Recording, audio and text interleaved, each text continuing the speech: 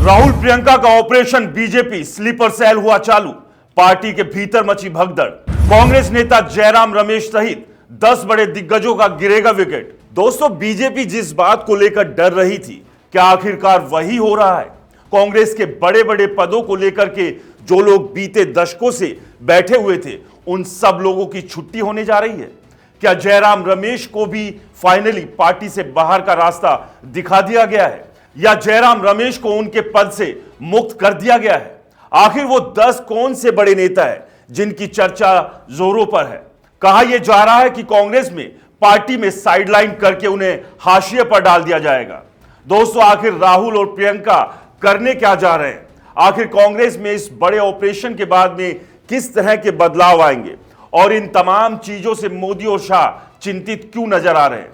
दोस्तों, बीते 2 दशकों से आप उठाकर देख लीजिए, या 3 दशकों को अगर आप देख लीजिए, यानी 1990 का दौर, 90 का दशक, जब राजीव गांधी की मृत्यु के बाद में अचानक जो स्थितियां कांग्रेस पार्टी के सामने आई, और जिसमें सीताराम केसरी कांग्रेस के अध्यक्ष बनने और उनके हटने, और सोनिया गांधी की राजनीति में आकर के कांग्रेस को सामने की स्थिति जो दिखी, यानी कि 1996 से 1998 की बात हो या उसके बाद, और ऐसे दौर में जब स्वर्गीय अटल बिहारी वाजपेयी की सरकार बनी, गिरी, फिर बनी, फिर गिरी, और फिर तीसरी बार उन्होंने 5 वर्षों तक सरकार बखूबी चलाई। लेकिन सोनिया के नेतृत्व में कांग्रेस ने एक बार फिर से ऐसी उफान भरी, ऐसी रफ्तार भरी कि 2004 से 2014 तक डॉक्टर मनमोहन सिंह सरकार चलाते रहे। लेकिन उसके बाद क्या हुआ? उसके बाद की जो स्थितियां सामने आई, उन स्थितियों में कांग्रेस धराशायी होती हुई चली गई, और उन स्थितियों में कांग्रेस की कमियां, गलतियां, या उसकी सरकार के दौरान अन्ना और अरविंद केजरीवाल के उस आंदोलन के बाद जो एक नैरेटिव सेट हुआ, उसकी वजह से कांग्रेस की सरकार तो गई, लेकिन कांग्रेस की अपनी जो गलतियां थी वह तो थी। लेकिन कांग्रेस के भीतर, कांग्रेस के लिए जो लॉयल होते हुए खुद को दिखाने में कभी चूकते नहीं थे, उन्होंने कांग्रेस के साथ में क्या खेल किया और क्या खेल करते आ रहे थे, उनका भंडाफोड़ हो रहा है। यह नई कांग्रेस बनने की दिशा में राहुल और प्रियंका कदम बढ़ा चुके हैं। राहुल गांधी हर उस फैसले को ले रहे हैं जिसे लेकर कल तक कांग्रेस में ही कहा जा रहा था कि साहब ऐसा ना करिए, नहीं तो सब हाथ से निकल जाएगा। लेकिन आज राहुल गांधी हर वो डेयरिंग फैसले ले चुके हैं। दोस्तों, राजनीतिक जानकार तो इसके बाद यही कह रहे हैं कि आने वाले दिनों में राहुल और प्रियंका कुछ ऐसे बड़े फैसले लेंगे जिस पर लोग कहेंगे कि यह तो बड़ी गलती कर रहे हैं, बहुत डेयरिंग फैसला है, इसका कहीं खामियाजा ना भुगतना पड़ जाए।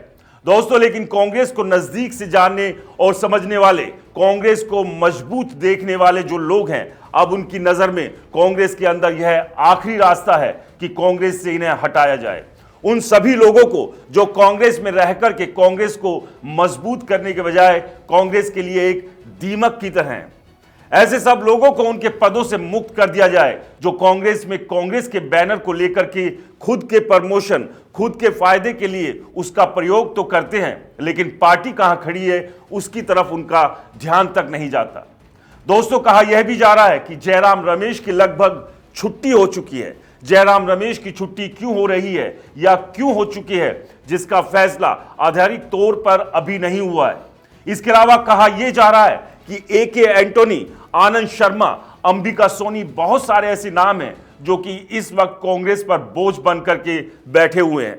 जो कि इस वक्त कांग्रेस के लिए कुछ करने के बजाय कांग्रेस का ही खून चूस रहे हैं। दोस्तों, यह राजनीतिक विश्लेषक इसी बात को कहते हुए दिखाई देते हैं, सुनाई देते हैं। अब राहुल गांधी जो हाल के दिनों में कई सारे फैसले भी लिए, आपको मैंने बताया था एक वीडियो में कि किस तरीके से राहुल गांधी ने उस नागपुर में, जहां पर RSS का हेडक्वार्टर है, वहां से 60 नेताओं को एक साथ पार्टी से बाहर का रास्ता दिखा दिया था, क्योंकि वो ऐसा लग रहा था कि साहब ये तो कांग्रेस के नहीं बल्कि बीजेपी और संघ के लिए काम करते हैं। क्योंकि राहुल गांधी के उस आह्वान पर भी वो लोग सामने नहीं आए थे। जब राहुल गांधी ने कहा कि मोहन भागवत ये कह रहे हैं कि साहब देश की आजादी असली 1947 में नहीं मिली, बल्कि जब राम मंदिर की प्राण प्रतिष्ठा हुई तब आजादी मिली, उस पर विरोध प्रदर्शन करने के लिए ना जाने की वजह से 60 नेताओं को बाहर का रास्ता दिखाया गया था। अब ऐसी स्थिति में बहुत सारे ऐसे नेता, जिसमें मुख्यतः जयराम रमेश की भूमिका आप देख लीजिए, भूपेंद्र हुड्डा की भूमिका देख लीजिए, कुमारी शैलजा की भूमिका देख लीजिए। हरियाणा में अगर आप दो नेताओं के बीच शैलजा और हुड्डा में कोई अनबन है तो इसका मतलब यह तो नहीं कि आप मुंह फुलाकर बैठ जाओगे, पार्टी के लिए काम नहीं करोगे और इसका खामियाजा पार्टी को भुगतना पड़ा। और वो भी हुड्डा जिन्होंने सारी कमान अपने हाथ में ले रखी थी, अपने हिसाब से लायक नालायक सबको टिकट दिला दिया जैसी बातें करते हैं। इसके बाद उधर मध्य प्रदेश चले जाइए, कमलनाथ जिनका जिक्र पहले भी कर चुका हूं, लेकिन अब जयराम रमेश, अंबिका सोनी, AK एंटनी, आनंद शर्मा और राजीव शुक्ला का नाम भी एक बड़ा महत्वपूर्ण है। इन सब पर राहुल गांधी और प्रियंका गांधी की नजर है और ऐसे में जयराम रमेश की तो छुट्टी मानी जा रही है, क्योंकि जिस अंदाज में मौजूदा वक्त में सोशल मीडिया और डिजिटल मीडिया का जमाना है, जिस तरीके से एक वक्त में जिसकी शुरुआत भारत में बड़े स्तर पर बेहतर तरीके से अरविंद केजरीवाल की टीम ने किया और फिर उसको बीजेपी ने जिस तरीके से लपका और लपेटा, उसका प्रयोग करके जन जन तक जिस अंदाज में जाल सोशल मीडिया और डिजिटल मीडिया का बिछाया, फिलहाल वैसा देश में कोई पार्टी नहीं कर सकी। लेकिन वो कांग्रेस पार्टी जो देश की सबसे पुरानी पार्टी है, वो कांग्रेस पार्टी जो एक समंदर की तरह मानी जाती है, जिसमें एक से बढ़कर एक बड़े नेता रहे, एक से एक बड़े नेता छोड़कर पार्टी का साथ चले गए, लोग आते गए जाते गए, सत्ता में कांग्रेस रही, सत्ता से हाथ छूटता भी गया लेकिन कांग्रेस बनी रही। वो कांग्रेस पब्लिसिटी के तौर पर प्रचार प्रसार के नजरिए से नीचे और बहुत नीचे किसी छोटी सी रीजनल पार्टी की तरीके से दिखाई दी, और जिसका अंदाजा राहुल गांधी को है, क्योंकि दोस्तों राहुल गांधी जब उनकी भारत जोड़ो यात्रा शुरू हुई और जब खत्म हुई तो राहुल के विरोधी भी यह कहने लगे, स्मृति ईरानी जैसी नेता ये कहने लग गई, दूसरे बहुत सारे नेता ये कहने लगे कि साहब राहुल की छवि बदली है। भारत जोड़ो यात्रा के जरिए उन्होंने खुद को अब लोगों के बीच जिस तरीके से पेश किया, कांग्रेस को जिस तरीके से पेश किया, बदलाव तो बहुत कुछ आया और बदलाव, पॉजिटिव बदलाव जमीन पर यह बदलाव दिखा भी, लेकिन आपके प्रचार तंत्र में वो बदलाव नहीं दिखा। जयराम रमेश और दूसरे ऐसे लोग जो कि कुंडली मारकर उस पद पर बैठे रहे, लेकिन जिस तरीके से प्रमोशनल स्टेप्स होने चाहिए थे, जिस तरीके से प्रचार प्रसार का जो तंत्र है, कांग्रेस पार्टी को उसको विस्तार देकर के जन जन तक जो बात पहुंचाई जानी चाहिए थी और वह आज भी नहीं पहुंच रही है। अब बीजेपी के प्रचार तंत्र को देखें, कांग्रेस के प्रचार तंत्र को देखें, बीजेपी के IT सेल को देखें, आप देखें जहां पर खबर भी नहीं होती, जहां पर मुद्दा भी नहीं होता, जहां पर इशू भी नहीं होता, या किसी मुद्दे को ट्विस्ट करके किस तरीके से कांग्रेस और राहुल को उनकी छवि को डेंट करने का प्रयास करना है, नैरेटिव जनता के बीच में ले जाना है, वो बीजेपी का IT सेल कर देता है और वो खबरें बनती है। आज देश का बच्चा शायद जानता होगा कि बीजेपी की IT सेल एक टीम है। बीजेपी IT सेल के मुखिया अमित मालविया है,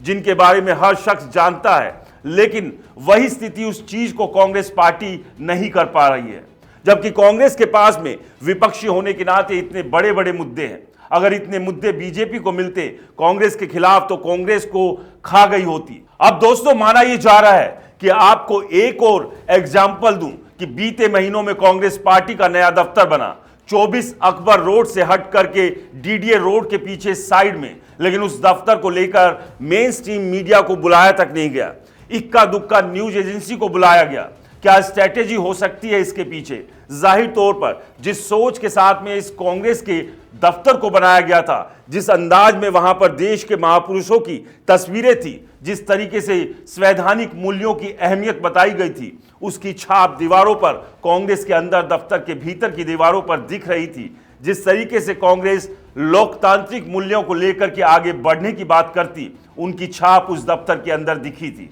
अगर उसको मेन स्ट्रीम मीडिया के जरिए, सभी मीडिया के जरिए अगर उसको पब्लिसिटी दी जाती तो कम से कम उस पर चर्चा इस अंदाज में होती और उससे कांग्रेस को उस वक्त तो फायदा हुआ होता। लेकिन जयराम रमेश ने ऐसा नहीं किया। जाहिर तौर पर वह आदेश राहुल गांधी या प्रियंका गांधी के दफ्तर से तो आया नहीं होगा, मल्लिकार्जुन खड़गे के दफ्तर से तो नहीं आया होगा। तो ऐसी स्थिति में उन जयराम रमेश के ऊपर बीजेपी का स्लीपर सेल होने का ठप्पा कई सारे लोगों ने भी लगाया। दोस्तों जयराम रमेश की छुट्टी तय मान लीजिए। आनंद शर्मा आपने सुना होगा 2009 के बाद में मंत्री बने, 4 के बाद में मंत्री बने, कौन है आनंद शर्मा, क्या किया कांग्रेस के लिए, कौन सा योगदान रहा, जमीन पर उतरकर क्या किया, अच्छे अच्छे लोगों को याद नहीं अंबिका सोनी कौन है। एके एंटोनी काफी बुजुर्ग हो चुके हैं, काफी उम्र हो चुकी है, लेकिन अभी भी जिस तरीके से कांग्रेस के अंदर पद को लेकर बैठे हुए हैं, जबकि उनका बेटा बीजेपी में एके एंटनी है, इससे कांग्रेस को क्या फायदा कमलनाथ से कांग्रेस को, जो अपने बेटे को मध्य प्रदेश में जितवा नहीं सके, उस लोकसभा सीट से जिस पर वह जीतते आ रहे थे। हरियाणा की तो बात छोड़ दीजिए, कुमारी शैलजा हो, भूपेंद्र सिंह हुड्डा, जिस तरीके से पार्टी की नैया डुबोई है, दोनों ने मिलकर के वो सब ने देखा। तो ऐसे में कांग्रेस के भीतर से 10 बड़े नेताओं को पार्टी से बाहर का रास्ता दिखाया जा रहा है। तो दोस्तों, ये तमाम चीजें आज कांग्रेस पार्टी के भीतर इंटरनल पॉलिटिक्स का हिस्साबाजी बनी हुई है, लेकिन जल्द ही आपको ये सब होते हुए भी दिखाई देगा। लेकिन राहुल और प्रियंका के इस स्टेप से आप कितना सहमत है या नहीं, इसका जवाब कमेंट्स कर जरूर दें। नमस्कार।